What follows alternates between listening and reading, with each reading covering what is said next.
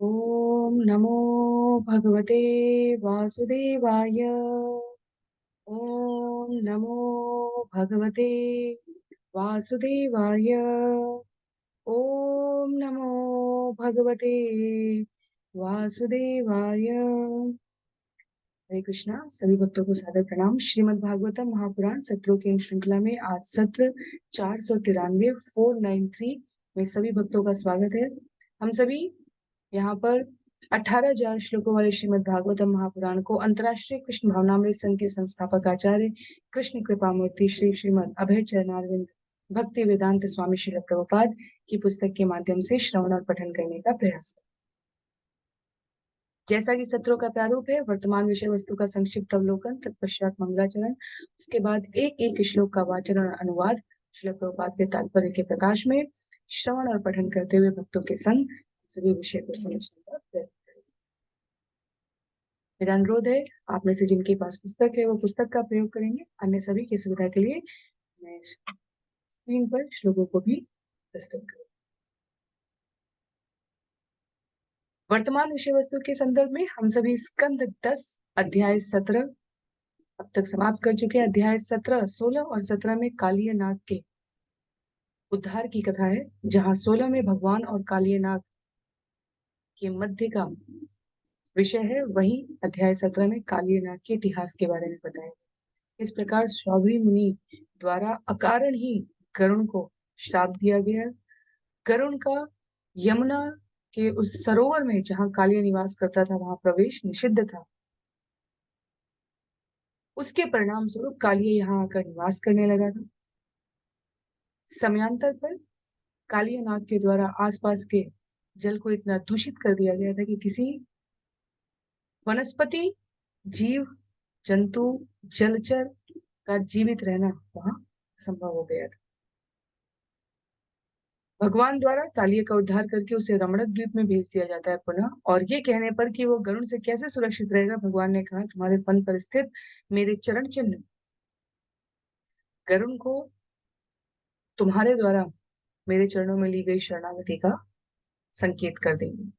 तो इस प्रकार कालिय नाग की पत्नियों के विनीत स्वर में की गई स्तुति से, कालिय के पश्चाताप से वह पुनः अपने मूल स्थान को वापस जाकर भगवान के भक्ति में रमण करने लगे। कालिय नाग के दहन के समय पहले ही संध्या काल हो चुका था, सूर्यास्त हो चुका था, इसलिए ब्रजवासियों ने निर्णय किया कि वो सभी रात्रि वहीं बिताएंगे। और रात्रि में कालिय के किसी असुर ने, जो मित्र ने, जो कंस का भी सहयोगी था, उसने उस स्थान पर जहां ब्रजवासी निवास कर रहे थे उस जंगल में आग लगा दी। जंगल में लगती हुई आग देखकर सभी दग्ध थे। भगवान ने उस आग के संताप से सबको मुक्त करने के लिए उद्योग किया है। और इस उद्योग के साथ साथ आगे प्रलंबासुर की कथा है, जो हम सभी अध्याय 18 में आज श्रवण करने का प्रयास करें। तो आरंभ करते हैं मंगलाचरण से। नारायणं नमस्कृत्य नरं चैव नरोत्तमं देवीं सरस्वतीं व्यासं ततो जयमुदीरयेत्। शृण्वतां स्वकथा कृष्ण पुण्यश्रवणकीर्तन यद्यन्तस्तो यभद्राणि विदुनोति सुयत्स्यताम् नष्टप्रायेषु भद्रेषु नित्यं भागवत सेवया भगवत्युत्तमश्लोके भक्तिर्भवति नैष्ठिकी। ॐ अज्ञानतिमिरान्धस्य ज्ञानाञ्जनशलाकया चक्षुरुन्मीलितं येन तस्मै श्रीगुरुवे नमः। मूकं करोति वाचालं पङ्गुं लङ्घयते गिरिं यत्कृपातमहं वन्दे परमानन्दमाधवं। वाञ्छाकल्पतरुभ्यश्च कृपा सिन्धुभ्य एव च पतितानां पावनेभ्यो वैष्णवेभ्यो नमो नमः। जय श्री कृष्ण चैतन्य प्रभु नित्यानंद श्री अद्वैत गदाधर श्रीवासादि गौर भक्तवृंद। हरे कृष्णा कृष्ण कृष्ण हरे हरे, हरे राम राम राम हरे हरे, हरे कृष्ण कृष्ण कृष्ण हरे हरे, हरे राम राम राम हरे हरे, हरे कृष्ण कृष्ण कृष्ण हरे हरे, हरे राम राम राम हरे हरे। हरे कृष्णा। पुनः सभी भक्तों को सादर प्रणाम। सत्र 493 493 इस सभी का स्वागत है। हम सभी स्कंद 10 अध्याय 18 आरंभ करने जा रहे हैं। अध्याय 18 जिसका नाम है भगवान बलराम द्वारा प्रलंबासुर का वध।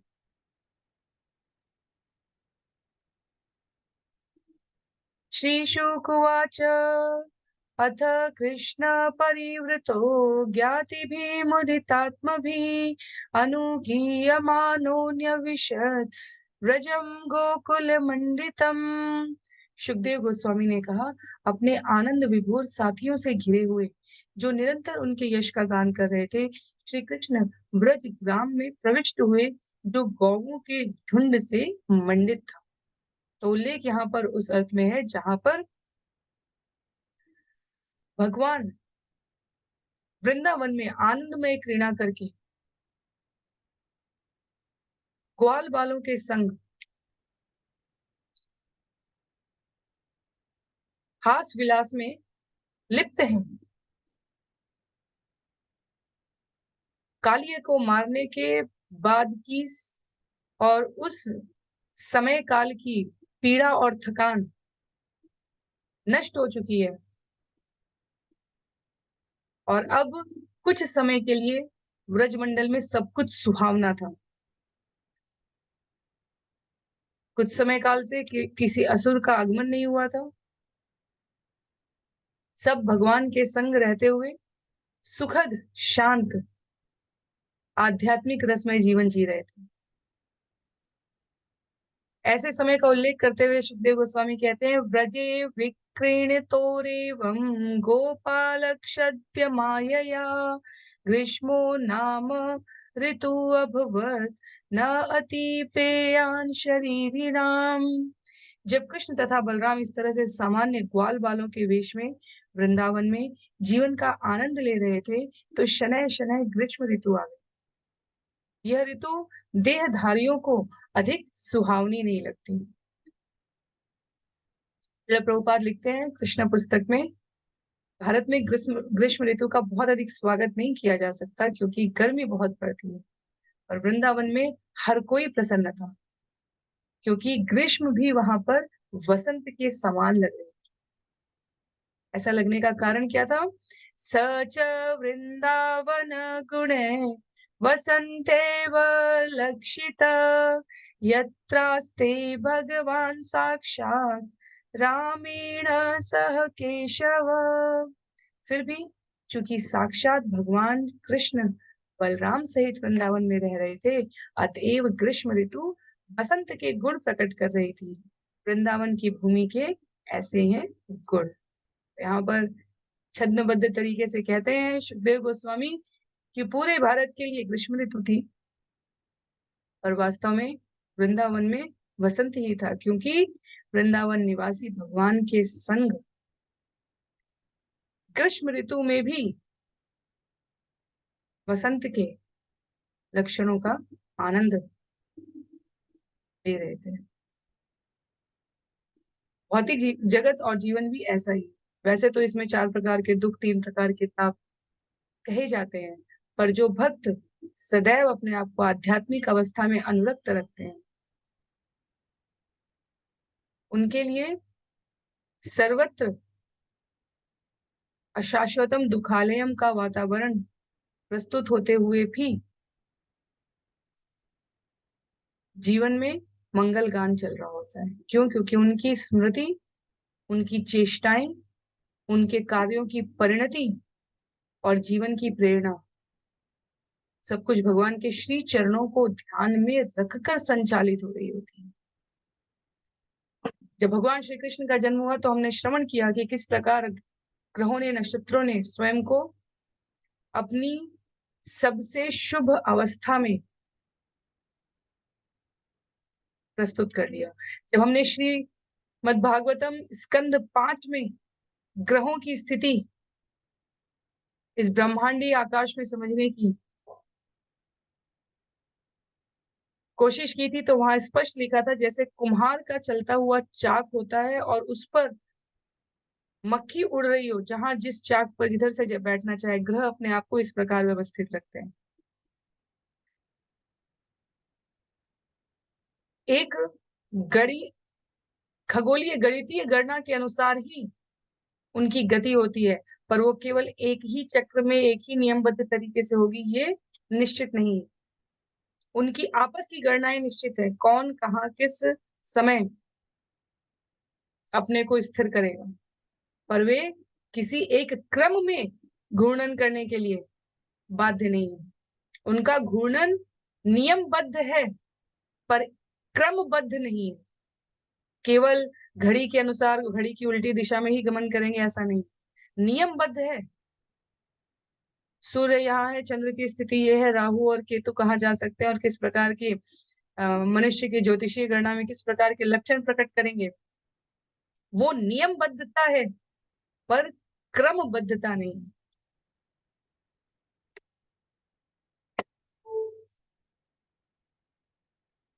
उसी प्रकार ऋतुओं में संपूर्ण जगत के लिए जो 6 प्रकार के ऋतुओं का गमन आगमन होता है, वो वृंदावन ब्रजमंडल के अतिरिक्त बाकी सभी स्थान पर अक्षरशः पालन हो रहा था, पर वृंदावन में उसकी आवश्यकता नहीं थी। वृंदावन की भूमि के ऐसे गुण हैं कि ग्रीष्म ऋतु भी वसंत के गुण प्रकट कर रही थी, क्योंकि भगवान सशरीर यहाँ अपने पार्षदों के साथ उपस्थित हैं। श्लोक संख्या 4 में यत्र निर्जर निर्हाद निवृत्त झिल्ली निवृत्त स्वन झिल्लिकम शश्वत तत्शीकर ऋजीश ध्रुम मंडल मंडितम। वृंदावन में झरनों की तीव्र ध्वनि से झिंगुरों की झंकार छिप गई और उन झरनों की फुहार से निरंतर नम रहते हुए वृक्षों के समूहों ने संपूर्ण क्षेत्र को मंडित कर दिया। झरनों की तीव्र ध्वनि है, झरनों की फुहार है, उससे वृक्षों के समूह ने संपूर्ण क्षेत्र को मंडित कर दिया, क्योंकि सब तरफ नमी शीतलता का प्रादुर्भाव है। कहते हैं यहाँ पर तात्पर्य में, वास्तव में अगले 3 श्लोक वृंदावन की ग्रीष्म ऋतु में वसंत का अनुभव कैसे उपलब्ध है, तो उस प्रकार की प्रकृति जन्य कविताओं के रूप में प्रस्तुत किए गए। सरेत्सर प्रस्थवर्ण उर्मिवायुना कौहार कंजोत्पल रेणुहारिणा न वेद्यते यत्र वनोक साम्दवो निदागवन्हि अर्क भवति शाद्वले। सरोवरों की लहरों तथा बहती हुई नदियों का स्पर्श करती हुई अनेक प्रकार के कमलों तथा कमलिनियों के परागकण अपने साथ लेती हुई वायु संपूर्ण वृंदावन को शीतल बनाती थी। इस तरह वहां के निवासियों को ग्रीष्म की जलती धूप तथा मौसमी दावाग्नियों से उत्पन्न गर्मी से कष्ट नहीं उठाना पड़ता था। निस्संदेह वृंदावन ताजी हरी भरी घास से भरा पूरा था। अगाध तोय ध्वनि तट उर्मिभिः द्रवत् पुरिष्या पुलिने समन्तत न यत्र चण्डांशुकरा विशोल्बणा भुवो रसं शाद्वलितं च गृह्णते। गहरी नदियां अपनी उठती लहरों से अपने तटों को तर करके उन्हें गीला तथा दलदला बना देती थी। इस तरह विष की तरह विकराल सूर्य की किरणें न तो पृथ्वी के रस को उड़ा पाती, न इसकी हरी घास को सुखा पाती। तो इतनी नमी, जितना सूर्य शुष्कता उत्पन्न करता, उतना वहां पर नमी का आच्छादन हो जाता। वनम कुसुमितम श्रीमन् नदच्चित्र मृगद्विजं गायन् मयूर भ्रमरं कूजत कोकिल सारसम। फूलों से वृंदावन बड़े ही सुंदर ढंग से सजा हुआ था और नाना प्रकार के पशु तथा पक्षी अपनी ध्वनि से उसे पूरित कर रहे थे। मोर तथा भौरे गा रहे थे और कोयल तथा सारस कुहू कुहू कर रहे थे। ऐसी स्थिति में भगवान ने क्या किया? क्रीणीष्यमाण तथा कृष्ण भगवान बल संयुत वेणुं विरलयन् गोपे गोधने समृतो अविशत्। क्रीड़ा करने की इच्छा से पूर्ण पुरुषोत्तम भगवान श्री कृष्ण ग्वाल बालों भगवान बलराम सहित तथा गौओं से घिरकर अपनी बांसुरी बजाते हुए वृंदावन के जंगल में प्रवेश हुए। कृष्ण में भी इतने रमणीय वातावरण में भगवान बलराम जी सहित ग्वाल बालों सहित गौओं सहित घिरे हुए अपनी बांसुरी बजाकर वृंदावन में के जंगल में प्रविष्ट हो रहे हैं और उनके प्रविष्ट होने से आसपास के पशु पक्षियों का क्या हाल है? प्रवाल बरहस्तभक्स्त्र धातु कृत भूषणा राम कृष्णादयो गोपा नन्ऋतु युयुधु जगु। कोपलों, मोरपंखों, मालाओं, फूलों की कलियों के गुच्छों तथा रंग बिरंगे खनिज पदार्थों से अपने आप को सजाकर बलराम कृष्ण तथा उनके ग्वाल मित्र नाचने लगे, कुश्ती लड़ने तथा गाने लगे। आज भी जहां पर भगवान कृष्ण की लीलाओं का जिन वृंदावन की मंडलियों द्वारा प्रस्तुतिकरण होता है, भगवान का श्रृंगार जंगली फूलों से, रंग बिरंगे खनिज पदार्थों से, फूलों की कलियों के गुच्छों से, मोर पंखों से और कोपलों से जितना प्राकृतिक श्रृंगार हो सकता है वस्तुओं का, उतना प्रयोग किया जाता था। और खेल किस प्रकार के थे?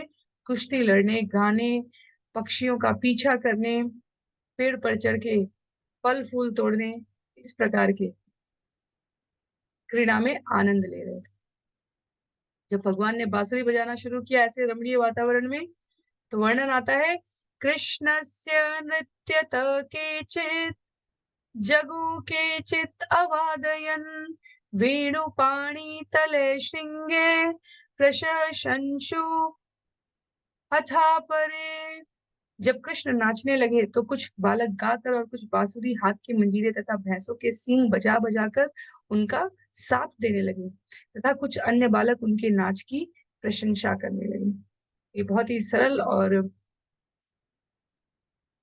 हृदय को आनंदित करने वाली पंक्तियां हैं। पूरे विश्व को अपनी भ्रिकुटी मात्र के हिलाने से नृत्य कराने वाले भगवान यहाँ ग्वाल वालों के संग स्वयं नृत्य कर रहे हैं। उनको नृत्य करता देखकर उनके मित्र उनको और प्रोत्साहित करने के विचार से उनके नृत्य की प्रशंसा करने लगे, उनके लिए वाद्य बजाने लगे। कोई भैंस की सींग से जो आवाज निकालने के लिए जिससे एकत्रित किया जाता है पशुधन को, उससे आवाजें निकालने लगे, कोई बांसुरी बजाने लगे, कोई ताली बजा बजाकर भगवान के सुंदर नृत्य की प्रशंसा करने लगे। गोप जाति प्रतीक्षन्ना देवा गोपाल रूपिणो ईडिरे कृष्ण रामो च नटा इव नटम नृप। हे राजन, देवताओं ने गोप जाति के सदस्यों का वेश बनाया और जिस तरह नाटक के नर्तक दूसरे नर्तक की प्रशंसा करते हैं, उसी तरह उन्होंने ग्वाल बालों के रूप में प्रकट हुए कृष्ण तथा बलराम की पूजा की।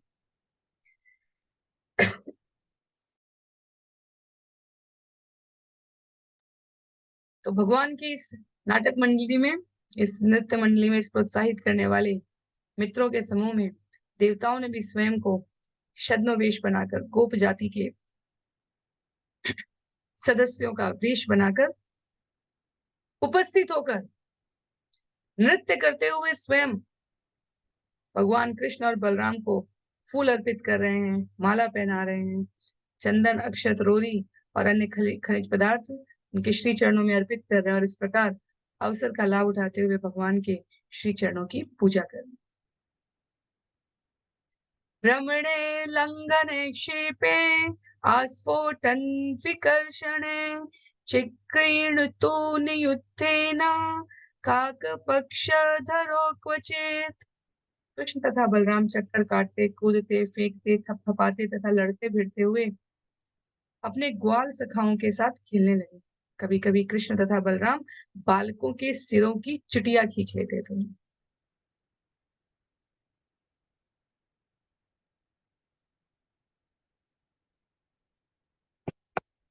बीवी,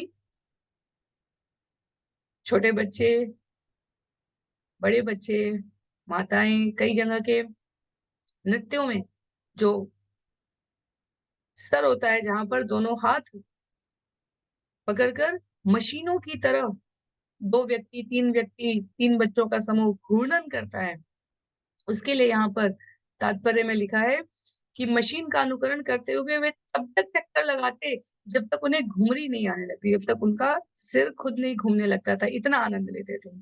कभी कभी बंदरों को कूदते हुए देखकर वो स्वयं भी कूदने लगते थे। गेंद या पत्थर जैसी वस्तु फेंकते और एक दूसरे को अपनी भुजाओं में जकड़कर दूर पटक देते। तो खेल खेल में वे एक दूसरे को घसीटते भी थे, ताल ठोककर कुश्ती लड़ने और अन्य प्रकार की मैत्रीपूर्ण लड़ाई करके एक दूसरे की हिष्ट पुष्ट स्वास्थ्य को और समृद्ध करते। कृष्ण और बलराम एक कदम आगे जाकर अपने मित्रों की छुटियां पीछे से खींच लेते और मित्रों को ही आपस में लड़ा देते, ये कहते हुए कि मैंने नहीं, इसने किया है। तो पूरा आचार्य इस विषय का प्रयोग करते हैं कि भगवान कितना विशुद्ध, शुद्ध सत्व में स्थित स्नेह, प्रेम और घृणा अपने भक्तों के साथ यहाँ पर करके आनंदित हो रहे। क्वचित नृत्यत्सु चान्येषु गायको वादको स्वयं शशंसतु महाराज साधु साध्वीति वादिनो।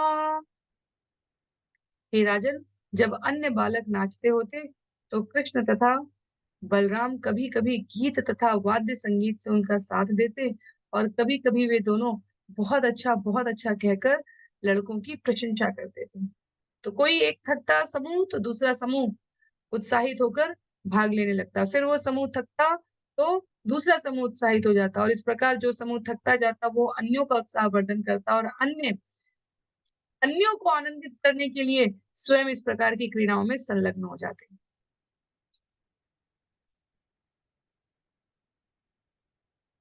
वाल्मीकि रामायण में भगवान के राम के बाल्यकाल की लीलाओं के बहुत ही कम चित्रण है।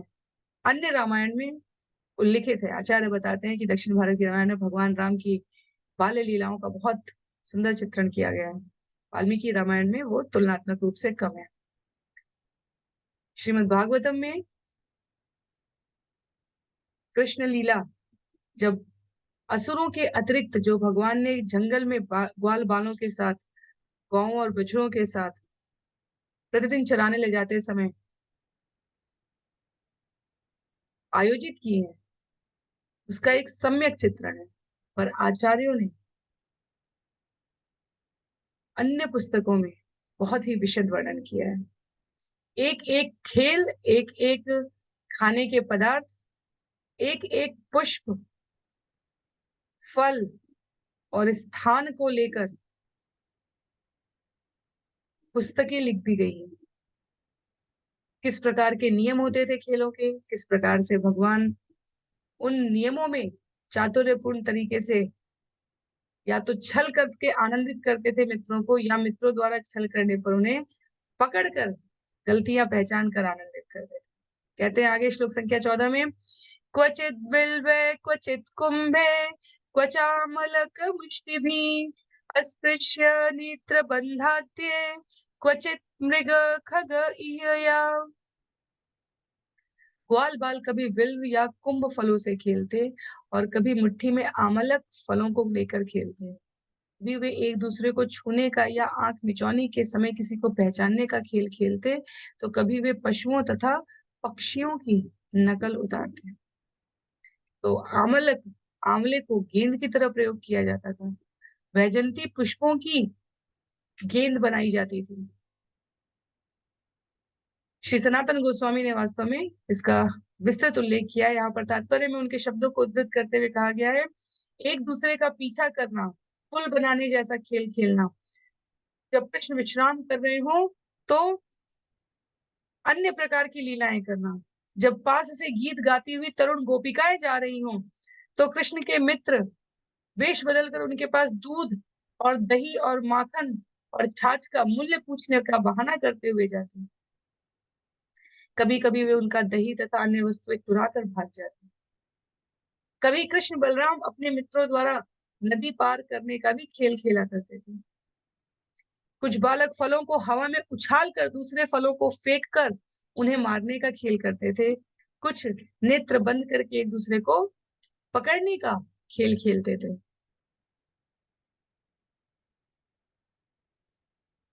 ऐसे सभी खेलों में लड़के दांव लगाते थे, ग्वाल बालों के लिए कहा गया है, और जीतने वाले को इनाम में वंशी या छड़ी देनी पड़ती थी। कभी कभी लड़के जंगली जानवरों के लड़ने की विधियों की नकल उतारते और कभी वो पक्षियों की तरह चींची करते। सभी प्रकार की प्रकृति।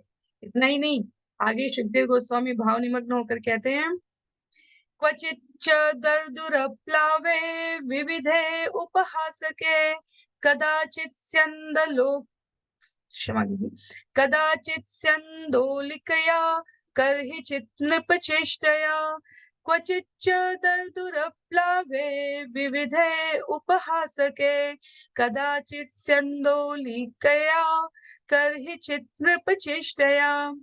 कभी कभी वे मेंढक की तरह फुदक फुदक कर चलते, कभी तरह तरह के हास परिहास करते, कभी झूले में झूलते और कभी राजाओं की नकल उतारते।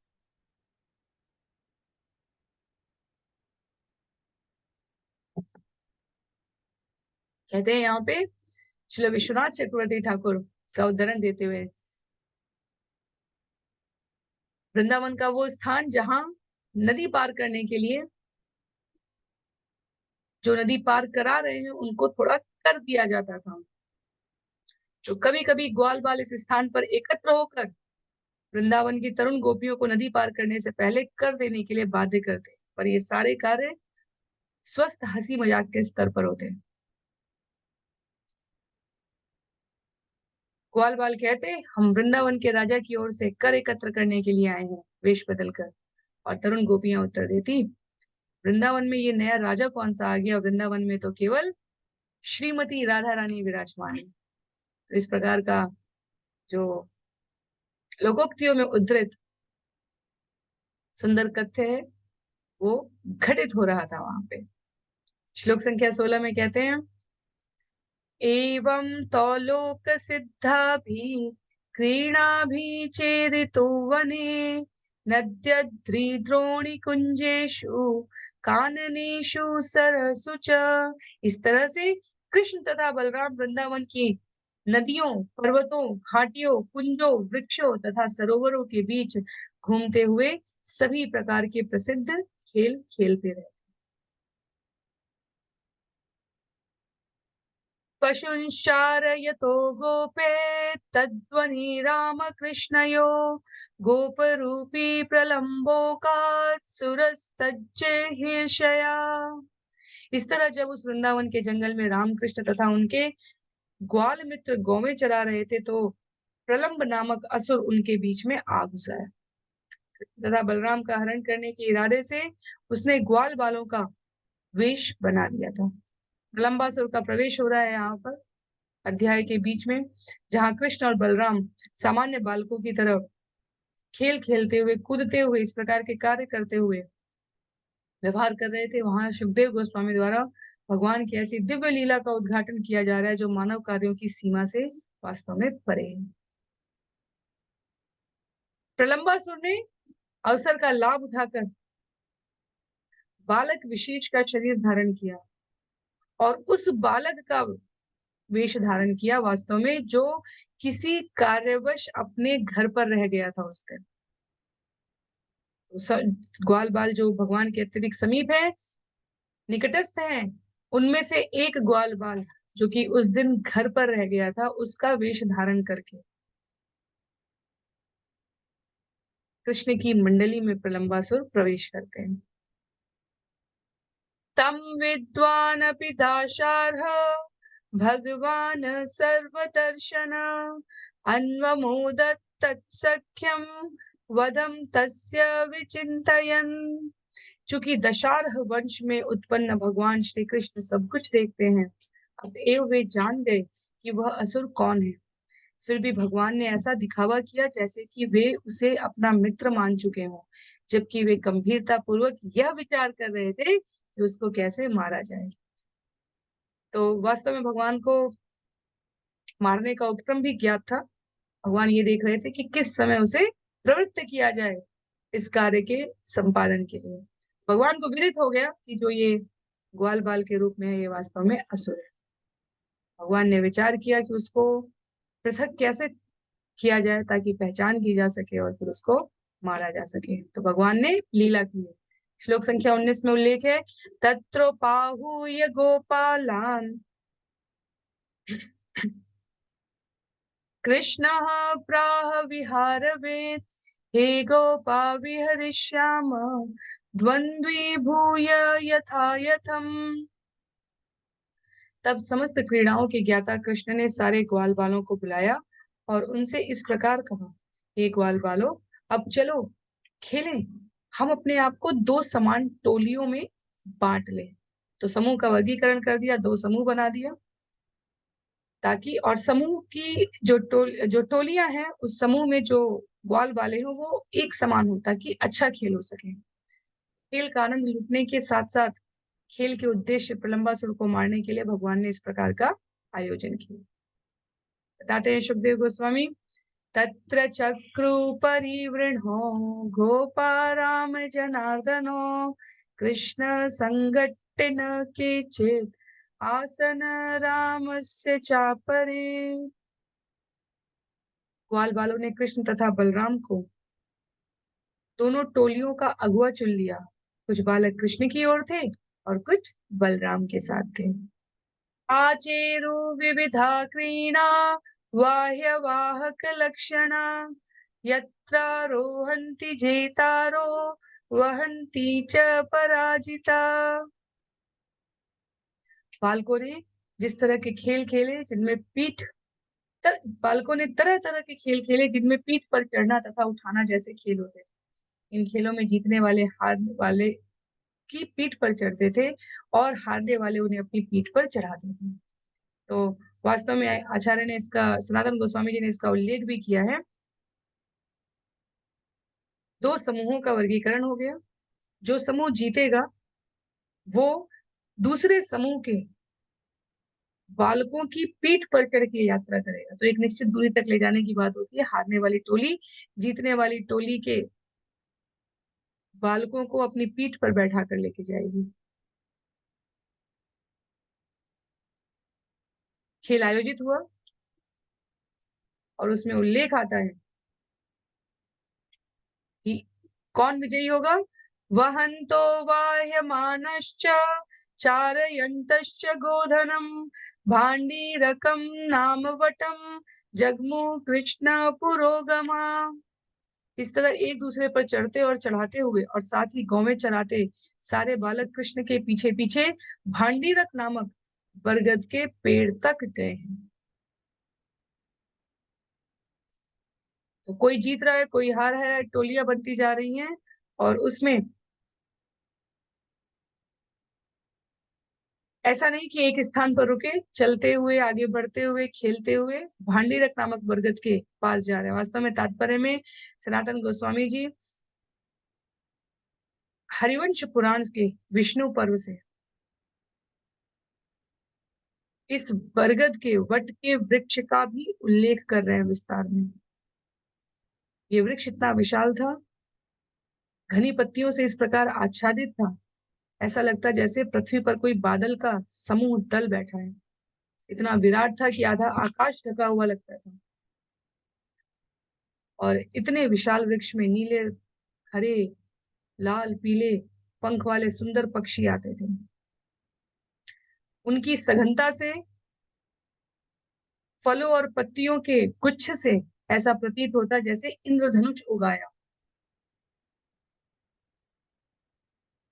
वह वट वृक्ष आसपास के वृक्षों का राजा, स्वामी तुल्य लगता था, क्योंकि ये सभी को वर्षा और धूप दोनों से बचा के रखने का सर्वमंगलमय कार्य करती है।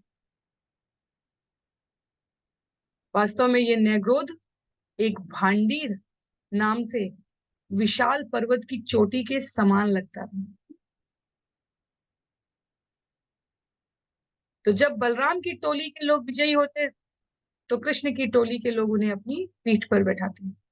राम संघटिन यर्हि श्रीदाम वृषभादय क्रीणायाम जयिन स्तान स्तान नूह कृष्णादयो नृप। हे राजा परीक्षित, जब इन खेलों में भगवान बलराम की टोली के श्रीदामा, वृषभ तथा अन्य सदस्य विजयी होते तो कृष्ण तथा उनके साथियों को उन सबों को अपने ऊपर चढ़ाना पड़ता था।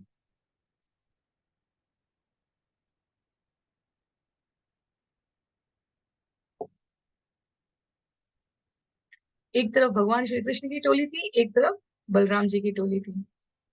बलराम जी की टोली में श्रीदामा, वृषभ इन सदस्यों का उल्लेख है और इनकी टोली जब विजयी हुई तो कृष्ण की टोली के सदस्यों को इन्हें अपनी पीठ पर ले जा बैठाकर घुमाना पड़ा। जैसा आदेश देते जाएगी विजयी टीम की टोली के सदस्य वैसे वैसे उन स्थान पर वो घुमाएंगे। और ऐसा उल्लेख आता है कि भगवान बलराम की टोली जीत गई तो कृष्ण की टोली में से सदस्यों ने उठाया। कैसे उठाया? उवाह कृष्णो भगवान श्रीदामानं पराजित वृषभं भद्रसेनस्तु प्रलम्बो रोहिणी सुतम। हार कर भगवान श्री कृष्ण ने श्रीदामा को अपने ऊपर चढ़ा लिया। भद्रसेन ने वृषभ को तथा प्रलम्ब ने रोहिणी पुत्र बलराम को चढ़ा दिया। प्रलम्ब छल पूर्वक भगवान श्री कृष्ण की टोली में है और उन्होंने सीधे बलराम जी को चढ़ाया। कहते हैं यहाँ पर तात्पर्य में कि कभी कभी कोई पूछ सकता है कि क्या भगवान हार भी सकते हैं, तो हमें विस्मृत नहीं करना चाहिए कि जिस प्रकार एक पिता, जिस प्रकार घर में दादाजी, जिस प्रकार घर के अन्य वरिष्ठ सदस्य बच्चों को स्नेह, बच्चों को प्रसन्नता देने के लिए कभी कभी झुककर घोड़े बन जाते हैं, कभी कभी बच्चों द्वारा किए गए प्रहार से ऐसे गिरकर नाटक करेंगे जैसे कि हमें कितनी चोट लग गई है, और उनकी इन स्नेह भरे कार्यों से सभी लोगों को आनंद प्राप्त होता है। उसी तरह भगवान अपने मित्रों को प्रसन्न करने के लिए टोली सहित हार जाते हैं तो श्री राम अपने प्रिय मित्र कृष्ण को प्रसन्न करने के लिए उनके कंधों पर चढ़कर घूमने के लिए राजी भी हो जाते। प्रलंबासुर ने ध्यान रख के अपने लक्ष्य को केंद्रित रखते हुए बलराम जी को पीठ पर चढ़ा लिया था। अविश्ययम मन्यमान कृष्णम दानव पुंगव वहन द्रुततरम प्राकात् अवरोहणत परम। भगवान कृष्ण को दुर्दम सोचकर वह आना जाना असुर प्रलंब बलराम को तेजी से उस स्थान से बहुत आगे ले गया जहां उतारना निश्चित किया गया था। तो प्रलंब का प्रयास ये था कि पहले बलराम को मारा जाए, फिर कृष्ण अकेले पड़े, फिर कृष्ण को मारा जाए। ग्वाल बालों और मित्रों की तो उसको चिंता ही नहीं। जितना संभव हो पहले वो कृष्ण और बलराम को अलग अलग करना चाहता था, इसलिए भगवान बलराम को जिसे उसने अपने कंधों पर उठाया हुआ था उनको दूर स्थान पर लेकर गया। श्लोक संख्या 26 में उल्लेख आता है, तमद्वहन्धरणिधरेन्द्र गौरवम् महासुरो वेगतरयो निजं वपु स आस्थित पुरट परीक्षितो बभो तड़े द्युमानो उड़ुपतिवाट दिव्यम्बुद। जब वह महान असुर बलराम को लिए जा रहा था तो वे विशाल सुमेरु पर्वत की तरह भारी हो गए, जिससे प्रलंब को अपनी गति धीमी करनी पड़ी। इसके बाद उसने अपना असली रूप धारण किया। तेजमय शरीर जो सुनहरे आभूषणों से ढका था और उस बादल के समान लग रहा था जिसमें बिजली चमक रही है, और जो अपने साथ चंद्रमा लिए जा रहा है। जैसे जैसे प्रलंबासुर अलग करने का प्रयास कर रहा है भगवान बलराम को अपनी पीठ पर रखे हुए भिन्न दिशा में जाने का, वैसे वैसे भगवान ने अपने शरीर का जो भार है पूरे ब्रह्मांड का भार अपने ऊपर धारण किए हुए अनंत शेष यहाँ बलराम के रूप में उपस्थित है। और प्रलंबासुर के ऊपर कैसी अद्भुत कृपा है कि भगवान उसको स्वयं को धारण करने का अधिकार दे रहे हैं। और जैसे दुष्ट प्रवृत्ति वाले व्यक्ति मिले हुए अधिकार को दुरुपयोग करने से नहीं चूकते, वैसे ही प्रलंबासुर भी यहाँ पर अनंत शेष को धारण किया हुआ, जीवन के वास्तविक लक्ष्य को न समझते हुए केवल इस भौतिक जगत के निमग्नता में उनको नुकसान पहुंचाने का प्रयास करे। और भगवान ने लीला करते हुए धीरे धीरे शरीर का भार बढ़ाया, तो प्रलंबासुर को अपनी गति धीमी करनी पड़ी और वो अपने असली रूप में आने लगा। महान असुर अपनी योग शक्ति से कितने भी रूप धारण करने पर जब भगवान की आध्यात्मिक शक्ति का प्रवेश होता है तो सभी प्रकार की कृत्रिम स्वरूप धारण करने की प्रवृत्ति और अधिक काम नहीं करती। प्रलंबासुर धीरे धीरे अपने असली रूप में आने लगा। उसे अपनी आसुरी शक्ति बढ़ानी पड़ी जैसे जैसे भगवान बलराम अपना भार बढ़ा रहे थे।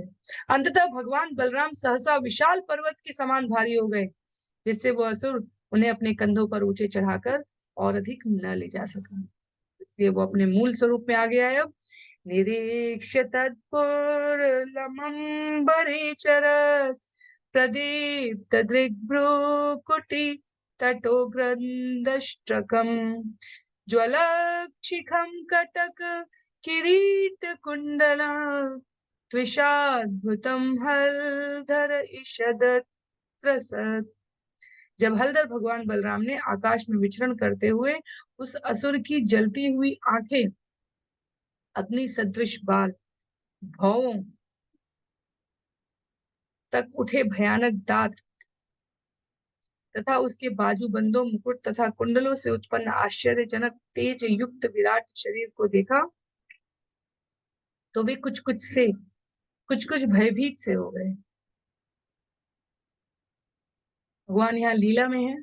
उन्होंने कहा ये लीला का कौन सा भाग आ गया, तो आश्चर्य प्रकट कर रहे हैं क्योंकि लीला चल रही है। कुछ भयभीत से दिखा रहे हैं स्वयं को। श्रील सनातन गोस्वामी उल्लेख करते हैं कि भगवान एक सामान्य ग्वाल बाल के रूप में क्रीड़ा कर रहे हैं, तो लीला भाव बनाए रखने के लिए असुर के भयानक शरीर के दिखने पर वे स्वयं को कुछ विचलित सा प्रस्तुत करते हैं। दूसरा, जो असुर है वो भगवान कृष्ण के मित्र के, ग्वाल मित्र के रूप में प्रकट हुआ है। तो बलदेव अचानक से उसे जान पे मारने के लिए हिचकिचाए। कृष्ण का मित्र है। एक अन्य कारण देते हुए आचार्य कहते हैं कि बलराम ने विचार किया कि यदि एक ग्वाल बाल के रूप में छिपा हुआ असुर यहाँ है, तो ऐसा तो नहीं कि इसी क्षण कहीं और कुछ और असुर। कृष्ण के लिए बलराम को उतनी चिंता नहीं थी, पर किसी अन्य ग्वाल बाल मित्र को कहीं और ले जाकर परेशान ना कर रहे हो, क्योंकि एक एक हारे हुई मंडली के ग्वाल बाल ने दूसरी मंडली के, जीती हुई मंडली के ग्वाल बाल को अपनी पीठ पर धारण किया। तो उन्होंने कई बातें एक साथ सोची है बलराम जी ने, इसलिए लिखा है कुछ भयभीत से दिखे है। तो सर्वज्ञ और सर्वशक्तिमान होते हुए भी प्रलंबासुर के रूप प्रकट करने के पश्चात भगवान ने कुछ क्षणों तक अपने आप को शिथिल होने का जो अभिनय है वो यहाँ पर प्रस्तुत। कहते हैं अथागत स्मृति अभयो रिपुंबलो विहाय सातम इव हरन्तमात्मनः रुषानत् शिरसि दृढेन मुष्टिना सुराधिपो गिरिमिव वज्रहंसा। वास्तविक स्थिति का स्मरण करते हुए निर्भीक बलराम की समझ में आ गया कि यह असुर मेरा अपहरण करके मुझे मेरे साथियों से दूर ले जाने का प्रयास करता है। तब वे क्रुद्ध हो उठे और उन्होंने असुर के सिर पर अपनी कठोर मुट्ठी से उसी तरह प्रहार किया जिस प्रकार देवताओं के राजा इंद्र अपने वज्र से पर्वत पर प्रहार करते हैं। पहले पर्वत चलायमान थे, पहले पर्वत चला करते थे।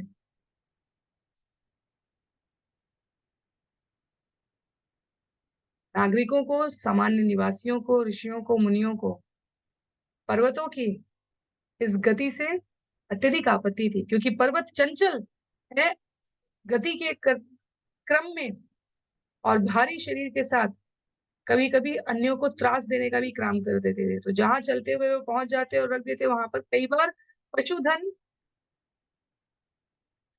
कई बार वनस्पतियों का, कई बार मनुष्यों का, ऋषियों का, यज्ञ, इन सब में व्यवधान होने लगा था।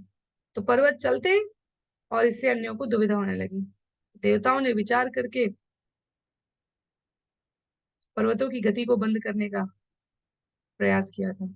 इसलिए यहाँ पर उस कथा का उल्लेख है और ये देवराज इंद्र अपने वज्र से जिस पर्वत पर प्रहार कर देते, वो वहीं स्थिर हो जाता। ये भी एक लीला थी जिसमें मैनाक पर्वत ऐसा इंद्र का प्रयास देखकर अपने आप को बचाने का उपक्रम करता है और मैनाक और वायु देव मित्र थे। तो वायु देव मैनाक को जब-जब इंद्र मैनाक को वज्र से प्रहार करने के लिए जाते थे, वो उसे उड़ाकर दूसरे स्थान पर पहुंचा देते और इस प्रकार सभी पर्वतों को इंद्रदेव ने अपने वज्र से स्थिर कर दिया था।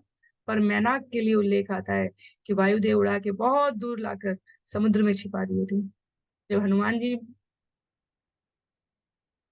का राम कथा में प्रवेश होता है, वहां पर वायुपुत्र अर्थात अपने मित्र के पुत्र को देखकर मैनाक ऊपर आ गए थे और उन्होंने हनुमान जी को कुछ क्षण वहां विश्राम करने के लिए कहा। तो इस उस कथा का उल्लेख है यहाँ पर कि जैसे देवताओं के राजा इंद्र अपने वज्र से पर्वत पर प्रहार करते थे, वैसे ही असली स्थिति को समझते हुए बलराम ने असुर के सिर पर अपनी कठोर मुट्ठी से प्रहार किया। श्लोक संख्या 29 में बलराम की इस अद्भुत लीला का उल्लेख करते हुए सुखदेव गोस्वामी कहते हैं, स आहत सपदि विशीर्ण मस्तको मुखात् वमनरुधिरमपस्मृतोऽसुर महारवं व्यसुरपतत्समीर्यन् गिरिर्यथा मघवत आयुधाहत। बलराम की मुट्ठी के प्रहार से प्रलम्ब का सिर तुरंत ही फट गया। वह मुंह से रक्त उगलने लगा और बेहोश हो गया। तत्पश्चात वह निष्प्राण होकर पृथ्वी पर भीषण धमाके के साथ ऐसे गिर पड़ा मानो इंद्र द्वारा विनष्ट कोई पर्वत हो। भगवान बलराम जी को क्रीड़ा का आनंद लेने के पश्चात अब उस दुष्ट राक्षस को देखने की एक क्षण के लिए भी इच्छा नहीं थी। उनकी मुष्टिका के प्रहार मात्र से रक्त वमन करता हुआ वह राक्षस, जिसका सिर तुरंत फट गया था, निष्प्राण होकर जमीन पर गिर पड़ा। तब तक अन्य ग्वाल बाल वहां पर आ गए। बलराम के इस पराक्रम को देखकर सुखदेव गोस्वामी कहते हैं, दृष्टा प्रलम्बम निहतम बलेन बलशालिना गोपा सुविस्मिता आसः साधु साधु इति वादिना। ग्वाल बाल यह देखकर अत्यंत चकित थे कि बलशाली बलराम ने किस तरह प्रलंबासुर को मार डाला और वे सभी बहुत खूब कहकर चिल्ला उठे। संवर्धन किए उनके लिए कृष्ण और बलराम के संग इस प्रकार प्रतिदिन आना जाना भी अपने आप में इन प्रकार की लीलाओं का दृश्यमान अवलोकन करना भी एक प्रकार का खेल था। इसलिए मित्रों ने बड़ी प्रसन्नता से कहा, बहुत अच्छा, बहुत अच्छा। आशीषो अभिगृणन्तस्तं प्रशशंसुतदर्हणं प्रेत्यागतम् इवालिङ्ग्य प्रेम विह्वल चेतसा। उन्होंने बलराम को खूब आशीर्वाद दिया और सभी तरह की प्रशंसा के पात्र होने के कारण उनकी खूब प्रशंसा की। उनके मन प्रेम से विभोर हो उठे और उन्होंने उनका इस प्रकार आलिंगन किया मानो वे मर कर लौटे। विचार किया जाए वास्तव में तो जब असुरों का आगमन हुआ है, तब ग्वाल बालों की स्थिति बिल्कुल मृत प्राय सी, भय से कृष्ण और बलराम को कुछ हानि ना हो जाए। और जैसे ही कृष्ण और बलराम अपने पराक्रम से विजय प्राप्त कर लेते हैं, वे सभी इस प्रकार विभोर हो उठते हैं जैसे जीवन लौट आया। कृष्ण और बलराम के प्रति ग्वाल मित्रों का ये स्नेह है। अध्याय का अंतिम श्लोक है श्लोक संख्या 32, जहां पर कह रहे सुखदेव गोस्वामी, पापे प्रलम्बे निहते देवा परम निवृता अभ्यवर्षन् बलम माल्ये शशंशु साधु साध्विति। पापी प्रलंबासुर के मारे जाने पर देवता अत्यंत प्रसन्न हुए और उन्होंने बलराम पर फूल मालाओं की वर्षा की।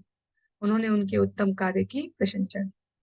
इस प्रकार श्रीमद् भागवत के 10वें स्कंद के अंतर्गत बलराम द्वारा प्रलंबासुर का वध नामक 18वें अध्याय के श्री श्रीमद् एसी भक्ति वेदांत स्वामी प्रभुपाद के विनीत सेवकों द्वारा रचित तात्पर्य पूर्ण हो रहे हैं।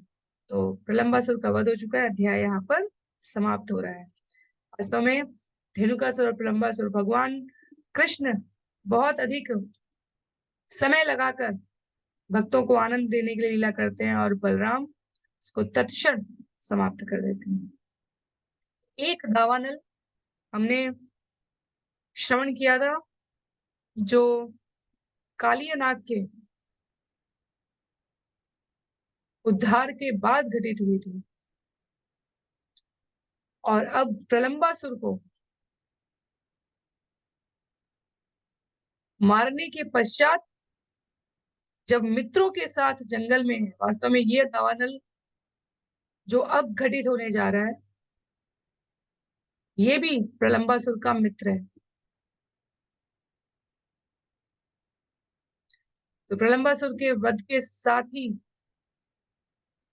दावानल ने भगवान के मित्रों, ग्वाल बाल, संगी सखा, गौओं सबको घेरते हुए